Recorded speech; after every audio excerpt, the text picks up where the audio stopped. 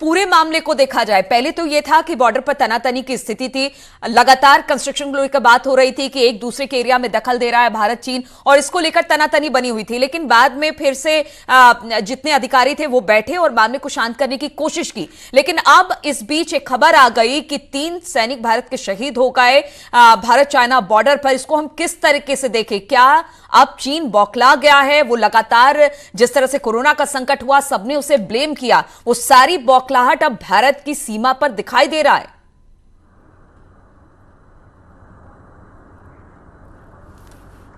देखिए नीलू, अपने आप में ये चिंता का विषय है ही, क्योंकि इस एलएसी पर भारत और चीन की जो सीमा है इस पर दशकों तक कोई इस तरह की हिंसा नहीं हुई है, जाने नहीं गई है। हालांकि हमने इसका कंपैरिजन जब एलओसी से करते हैं पाकिस्तान के साथ, तो वहां पर हमेशा एलओसी हॉट रहता है। लेकिन अगर हम एलएसी की बात करें, लैंड ऑफ एक्चुअल कंट्रोल की, तो यहां पर इस तरह के इंसिडेंट्स कम देखने को मिलते हैं, ऐसे इंसिडेंट्स नहीं होते हैं। लेकिन जिस तरह से जान गई है, अपने आप में सवाल खड़े करता है कि जब भारत और चीन 2 लेवल्स पर, यानी मिलिट्री लेवल पर और डिप्लोमेटिक लेवल पर, राजनयिक स्तर पर बातचीत कर रहे हैं, तो इस तरह की घटनाएं क्यों हो रही हैं? जाहिर तौर पर चीन इस पूरे मामले को लेकर भारत पर आरोप लगा रहा है। चीन के विदेश मंत्रालय ने एक बयान जारी करके कहा है कि भारत ने जो सहमति है उसको उल्लंघन किया है, और साथ ही साथ भारतीय फौज पर उसने सीमा पार करके चीनी सैनिकों के साथ मारपीट करने का भी आरोप लगाया है। लेकिन ये आरोप कितने सही हैं, ये देखने वाली बात होगी। हालांकि हम उम्मीद कर रहे हैं कि आर्मी भी एक डिटेल स्टेटमेंट कुछ देर बाद जारी कर सकती है इस पूरे मामले को। लेकिन सवाल खड़े होते हैं कि जब प्रधानमंत्री मोदी और चीन के राष्ट्रपति शी जिनपिंग ने इस बात पर सहमति दी थी कि जो मतभेद हैं वो विवाद ना बने, इस दिशा में दोनों देश क्यों नहीं चल पा रहे हैं? और खासतौर से चीन जो एग्रेसिव अपना रवैया रखे हुए है पिछले लगभग 1 महीने से, जहां पर पैंगोंग के आसपास जो 8 पॉइंट फिंगर्स हैं, वहां पर भी चीन उन इलाकों पे जाके बैठ गया है जहां पर भारत पहले पेट्रोलिंग करता था।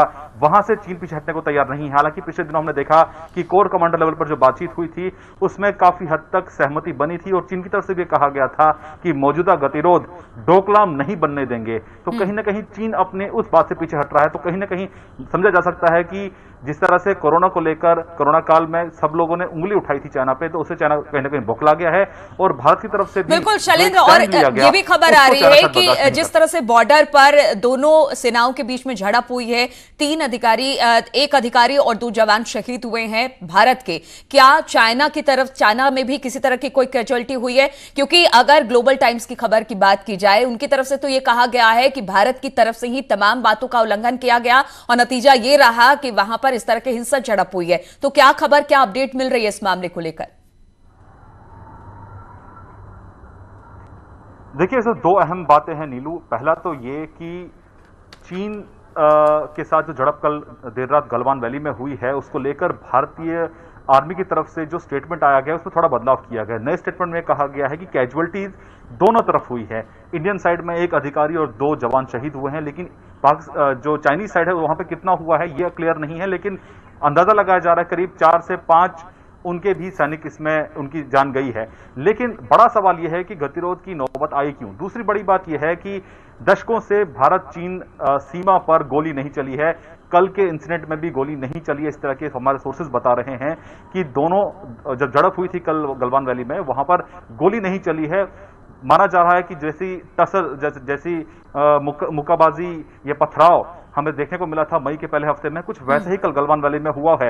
लेकिन ये क्यों हुआ, ये बड़ा सवाल है, और आगे क्या रणनीति होगी दोनों देशों की, ये बड़ा सवाल है। हालांकि चीन के विदेश मंत्रालय ने खुलकर भारत पर इस मामले पर आरोप लगाया है। लेकिन माना जा रहा है कि इस पूरे मामले को लेकर अब से कुछ देर पहले ही रक्षा मंत्री राजनाथ सिंह ने सीडीएस और विदेश मंत्री जयशंकर से भी मुलाकात की है कि इस तरह की जो स्थिति वहां पर बनी हुई है उसको हल करने के लिए। और माना जा रहा है कि डिप्लोमेटिक और मिलिट्री लेवल के बाद क्या पॉलिटिकल लेवल पर कोई कदम उठाया जाएगा, ये देखने वाली बात होगी। क्योंकि जरूरत इस बात की है कि एलएसी पर टेंशन को कम किया जाए, और चीन को यह बताया जाए कि जिन इलाकों में आकर बैठा हुआ है वो असल में भारत के इलाके हैं, और भारत पहले भी वहां पे बिल्कुल और शैलेंद्र यही बार बार भारत कहता रहा है कि जो भी कंस्ट्रक्शन का कार्य हो रहा है, जो तमाम चीजें हो रही हैं एलओसी पर, वो अपने अपने एरिया में हो रही है, इस पर चीन को आपत्ति जताने की जरूरत नहीं है। लेकिन अब हिंसक झड़प ने कहीं ना कहीं जो पड़ोसी देश है उसको लेकर अब कहा यह जा रहा है कि जल्द से जल्द इस तनाव को दूर करना ही सही रहेगा, और इसमें चाहे वो पॉलिटिकली हो या फिर सेना की तरफ से हो, अब देखना होगा बैठक करने के बाद कि कोई बीच का रास्ता निकले जो कि तनातनी को खत्म कर सके भारत और चीन के बीच। बहुत बहुत शुक्रिया हमारे साथ जुड़ने के लिए शैलेंद्र।